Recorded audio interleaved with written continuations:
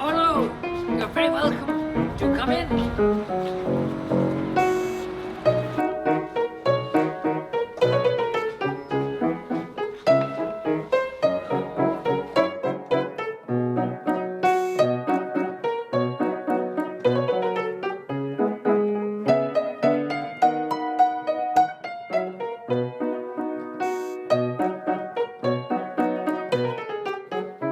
Well, I don't actually think I'm a legend at all. I mean, a legend is something that's unreal, it's mythical, and I am aggressively real.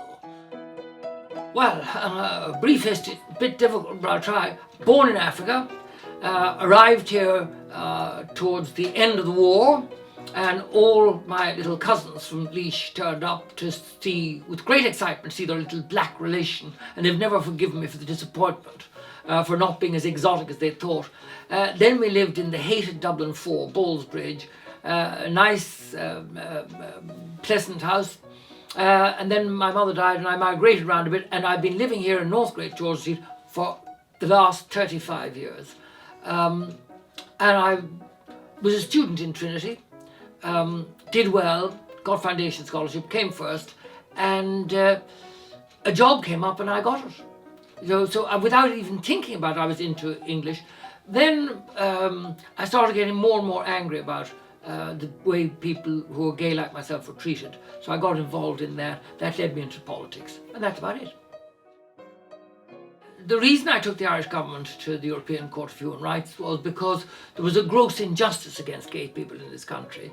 And I was involved in the early days of the gay movement, and one of the sections we had was dealing with people who were caught in compromising circumstances, basically with their trousers around their ankles in various places.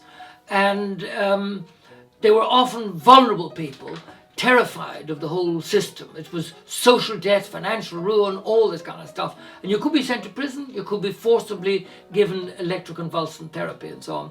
That was a great injustice. And I am by nature against injustice. With regard to the presidential campaign, I have to say I thoroughly enjoyed it because I visited every one of the 26 counties at least twice. And what I saw there increased my love and admiration for the ordinary Irish people. I saw people working in facilities for people who are disabled, either physically or psychologically, in situations of great stress, where personnel hadn't been replaced and they had to take on extra duties. They were exhausted, but I saw worn linen on the beds. I never saw a dirty sheet, not once. And I saw the beauty of Ireland. I went to the farmers' markets. I met the people. I loved it. But there was one really appalling aspect of it, and that was the media. And I'm in the middle of 10 libel actions, and I've won about half of them so far, and by God I'm going to win the rest. Because the lies that were told about me were unbelievable, literally unbelievable.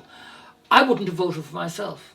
So in that sense, it was a horrible and damaging and draining experience, and I personally believe it triggered the cancer that I have at the moment. But on the other hand, we got an excellent president in Michael D, who's an old friend of mine, whom I admire and like very much, and I was deposited back on the back seat of the Senate, where I could come roaring out of hospital and blackguard and blister the government for their dishonesty in the attempt to close the Senate down. And we turned it around within 10 days. It was fantastic. And now we were steaming ahead with trying to force the government to reform the Senate properly. So it all worked out okay. My final point, some idiot said all political careers end in failure. Rubbish. They end. It depends on what you define as failure. I don't consider it a failure on my part not to have got the presidency. I didn't get it, but it certainly highlighted failures and disgraceful behaviour in the media. And I'm going to pursue that. I'm not finished with them yet.